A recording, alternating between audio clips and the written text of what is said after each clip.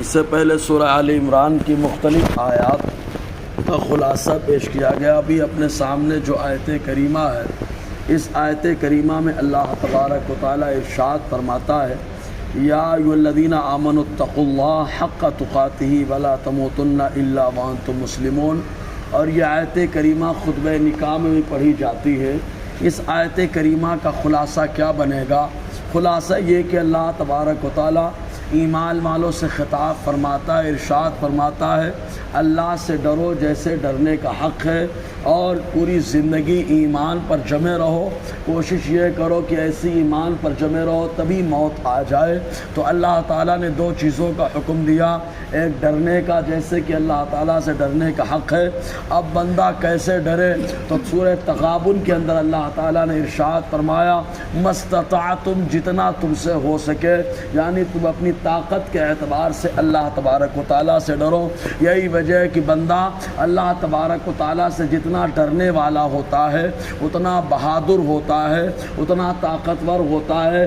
آپ ماضی کے اوراق گردانے تو معلوم یہ ہوگا، صحابہ کرام سے لے کر کے تمام ہر زمانے میں، ہر دور میں جو اللہ تعالیٰ کا خوف سب سے زیادہ رکھتے رہے، اللہ تعالیٰ نے ان کو بہادر اور طاقتور بھی بنا کر رکھا۔ چنانچہ خود حدیث پاک میں آیا، صحابہ کرام کا اس بات پر اجماع تھا کہ مدینہ طیبہ میں حضور صلی اللہ علیہ وسلم سے زیادہ بہادر اور جرأت مند کوئی آدمی نہ تھا۔ اس سلسلے میں ایک حدیث ملتی ہے کہ ایک موقع آیا کہ رات کے وقت جب مدینے کا ماحول بالکل پرسکون ہو چکا، تب ایسے وقت جو ایک آواز آئی جس کی وجہ سے لوگ گھبرا گئے اور لوگ اکٹھا ہو کر اس آواز کی طرف جانے لگے۔ جب وہاں پر پہنچے تو معلوم ہوا کہ اللہ کے نبی صلی اللہ علیہ وسلم پہلے سے وہاں پر موجود ہے۔ تو چنانچہ جو زیادہ اللہ تعالیٰ سے ڈرتا ہے، اللہ تبارک و تعالیٰ کا خوف اور خشیت رکھتا ہے، تو اللہ تبارک و تعالیٰ اس کے اندر اتنی زیادہ بہادری کو رکھ دیتا ہے۔ صحابہ کرام کی زندگی اس کے لیے مثال ہے، تابعین اور غازیان ایمان کی زندگی بہترین مثال ہے، خود حضور صلی اللہ علیہ وسلم کی زندگی بہترین مثال ہے۔ تو اللہ تعالیٰ ارشاد فرماتا ہے، اے وہ لوگ جو ایمان لائے، اللہ تبارک و تعالیٰ سے ڈرتے رہو جیسے کہ ڈرنے کا حق ہے، ولا تموتن الا وانتم مسلمون، اور تم انتقال مت کرنا یہاں تک کہ تم ایمان کی حالت میں ہو۔ تو اب موت کب آئے گی انسان کو یہ کچھ پتہ نہیں ہے، تو کیسے ایمان کی حالت میں موت کا معاملہ ہو؟ تو مطلب اس آیت کا یہ ہے کہ بندہ کوشش کرتا رہے کہ ہمیشہ ایمان پر جمع رہے، کسی وقت جو ہے ایمان سے جانے نہ پائے، وہ وقت ایمان ایسا نہ ہو کہ کفر کر بیٹھے یا شرک کر بیٹھے جس کی وجہ سے ایمان چلا جائے اور اسی وقت موت آ جائے، بلکہ کوشش یہ کرے کہ ہمیشہ ایمان پر جمع رہے، اور ایمان پر جمع رہے تبھی ملک الموت جو روح قبض کرنے کے لیے آئے تو ایمان کی حالت میں۔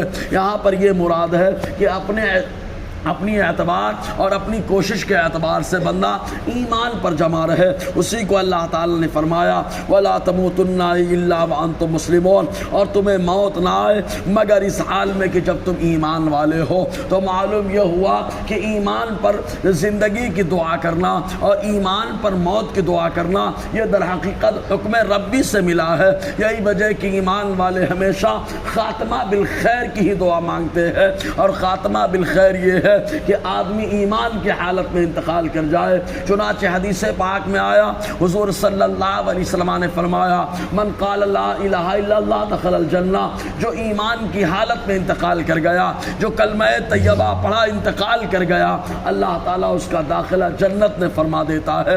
تو ایمان بڑی عظیم دولت ہے۔